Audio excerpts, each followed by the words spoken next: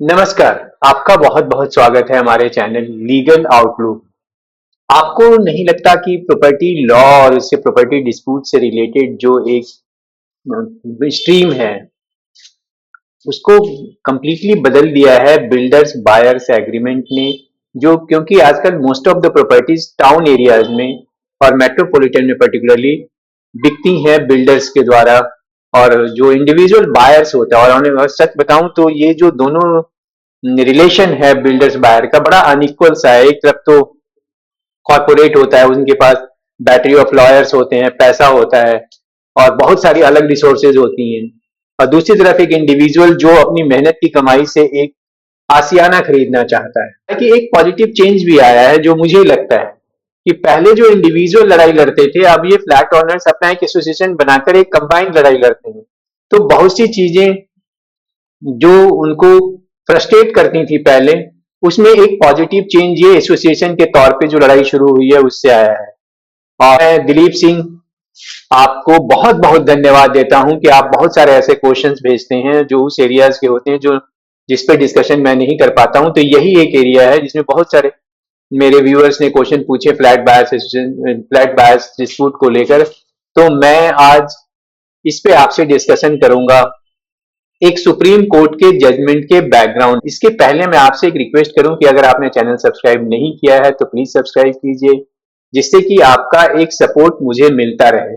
जिस केस का मैं जिक्र कर रहा हूं उसका थोड़ा बैकग्राउंड बताऊं, जो कि 12 जनवरी 2026 को, अभी कुछ दिन पहले, सुप्रीम कोर्ट ने 5 कनेक्टेड अपील्स को डिसाइड किया जो फ्लैट बायर्स ने इंडिविजुअल और एसोसिएशन के तौर पे फाइल किया था। लेकिन प्रैक्टिकली इस अपील से कोई फायदा नहीं हुआ फ्लैट बायर्स को। कि अंसल क्राउन हाइट प्रोजेक्ट एक लॉन्च होता है अंसल कंपनी के द्वारा, और वहां पे 36 महीने के अंदर पोजीशन देने की बात होती है। जो अलग अलग एग्रीमेंट फ्लैट बायर्स इंटर करते हैं तो सभी को 36 महीने, तो मोटा मोटी तौर पे देखें तो 2015 से 2018 के बीच में हर सूरत में एक एक फ्लैट बायर्स को पोजीशन मिल जाना चाहिए था। लेकिन वो नहीं मिलता है, 36 महीने एक्सपायर कर जाते हैं, 2018 भी एक्सपायर कर जाता है जो मैक्सिमम पीरियड था। अब उसके बाद ये अप्रोच करते हैं कंज्यूमर कोर्ट, एक एसोसिएशन फॉर्म करके करते हैं। बहुत सारे कंप्लेंट फाइल होते हैं जो कुछ इंडिविजुअली होते हैं, कुछ कलेक्टिवली होते हैं। और इसका कंज्यूमर कोर्ट ने जब वो फाइल करते हैं तो वहां पे एक सिचुएशन एराइज होता है। सिचुएशन ये एराइज होता है कि कोर्ट ये कहती है कि मैं केवल कंपनी को ही नोटिस इशू करूंगा। और इन ये कंप्लेंट फाइल होता है एनसीडीआरसी में, national consumer dispute redressal commission में। और कमीशन केवल कंपनी को नोटिस इशू करती है, उसके डायरेक्टर्स और प्रमोटर्स को नहीं करती है। और उसके बाद ट्रायल होता है, फिर फ्लैट बाय सेशन के फेवर में डिग्री पास हो जाती है। उसके बाद जो टाइम पीरियड होता है जिसमें उसको कंप्लाई करना था वो कंप्लाई नहीं करते हैं। अल्टीमेटली फिर एग्जीक्यूशन पिटीशन फाइल होता है। एग्जीक्यूशन पिटीशन फाइल होने के कुछ ही दिनों के बाद कंपनी रिजोल्यूशन प्रोसेसिंग में चले जाती है और वहां पे एक रिजोल्यूशन प्रोफेशनल अपॉइंट होता है, जिसके बाद एक मोरेटोरियम लागू हो जाता है। मोरेटोरियम लागू हो जाता है उसके खिलाफ। तो जो एनसीडीआरसी है वो एग्जीक्यूशन पिटीशन को साइनिडाई कर देती है।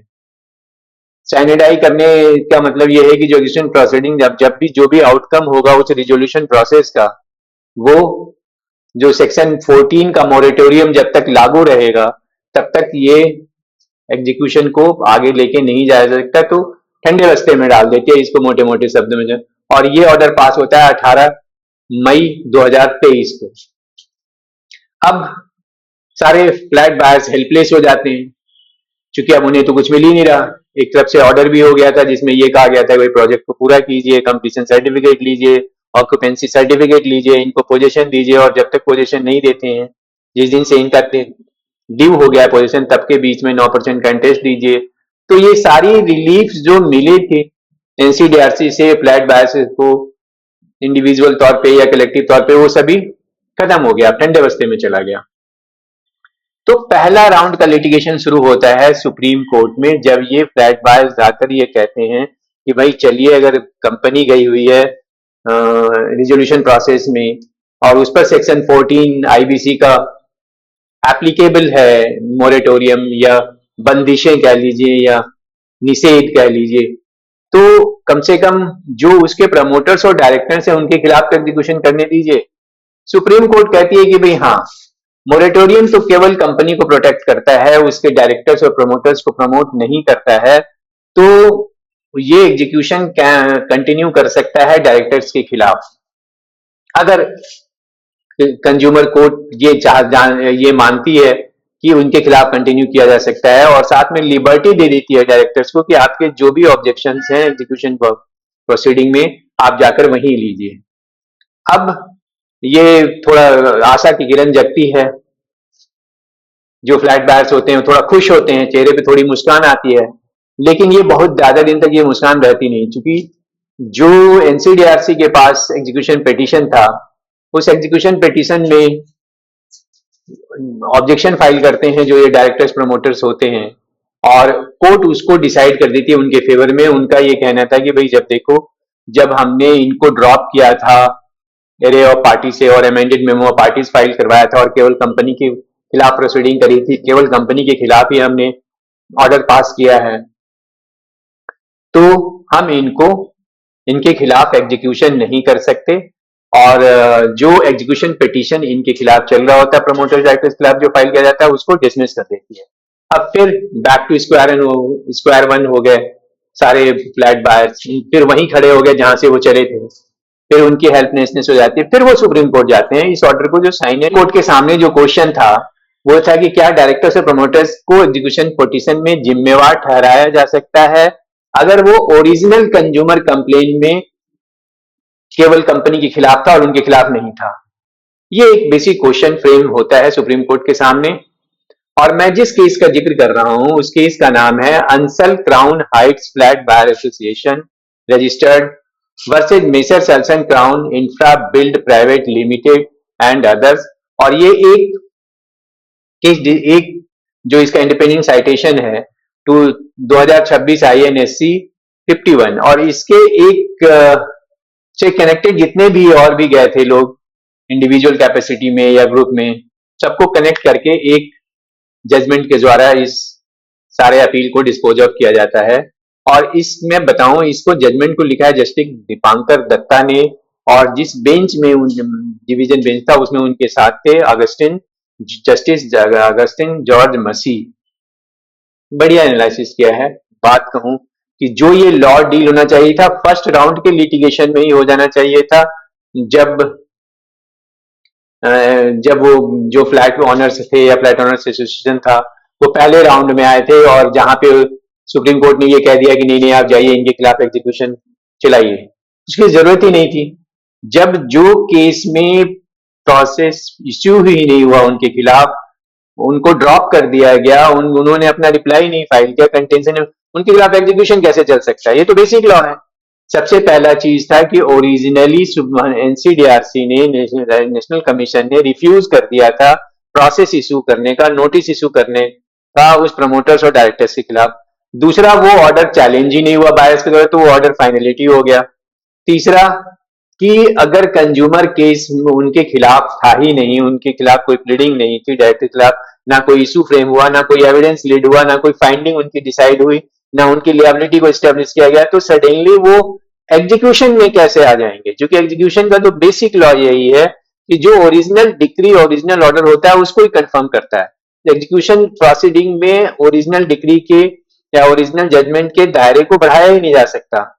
हाँ, ये बात ये है कि उसमें ये कहा गया कि भाई मोरेटोरियम कंपनी के खिलाफ होता है, डायरेक्टर्स के खिलाफ होता है, ये यहीं तक फाइंडिंग करके, और उनको साथ में ये भी कह देना चाहिए था पहले राउंड में ही जो सुप्रीम कोर्ट ने की और ये एडिशनल लिटिगेशन को जन्म दिया, उसको पहले राउंड में ही जो यहाँ कही वो वही कह देना चाहिए। एडवोकेट ने कहा कि भाई जो कॉर्पोरेट वेल को उठाने की जरूरत है, क्योंकि कंपनी के पीछे जो आदमी जिम्मेवार हैं, जो उसके डायरेक्टर्स और प्रमोटर जिम्मेवार हैं, उनको रिस्पॉन्सिबल ठहराते हुए उनके खिलाफ एग्जीक्यूशन होना चाहिए। तो कोर्ट का ये कहना था कि देखो, कोर्ट जो ये लिफ्टिंग ऑफ कॉर्पोरेट वेल और कॉर्पोरेट का नकाब हटाने वाली जो बात है, ये बड़ा एक्सेप्शनल सर्कमस्टांसेस में होता है और उसके लिए भी आपको स्पेसिफिकली फ्रॉड को प्लीड करना होगा अपने अपने कंप्लेन में।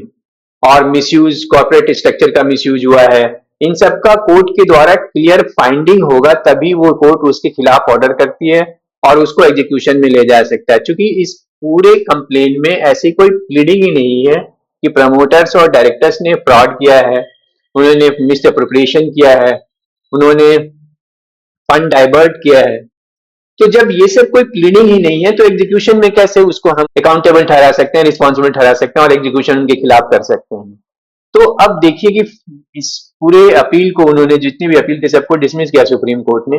अब हम देखते हैं कि ये क्या मतलब रखता है इस जजमेंट का और क्या फ्यूचर में फ्लैट बायर्स को या उनके एडवोकेट्स को ध्यान में रखना चाहिए जब भी कोर्ट जाएं और अपने कंप्लेन बनाएं या अपनी सूट बनाएं या अपनी पिटीशन बनाएं, कि अगर आप चाहते हैं कि उसके डायरेक्टर से प्रमोटर रिस्पॉन्सिबल हो तो उस पर डिटेल अपने प्लीडिंग में लाइए और जो उनके फ्रॉड को लेकर, उनके मिस एप्रोप्रिएशन फंड को लेकर, और उस पर एविडेंस लीड कीजिए, तभी आप पर्सनल लायबिलिटी फिक्स कर सकते हैं किसी डायरेक्टर का।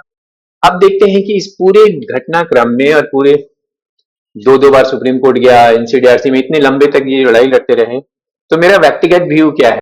तो सबसे पहला चीज जो हमने महसूस किया इस पूरे घटनाक्रम में कि सुप्रीम कोर्ट ने वहां पे वो सही अप्रोच नहीं था।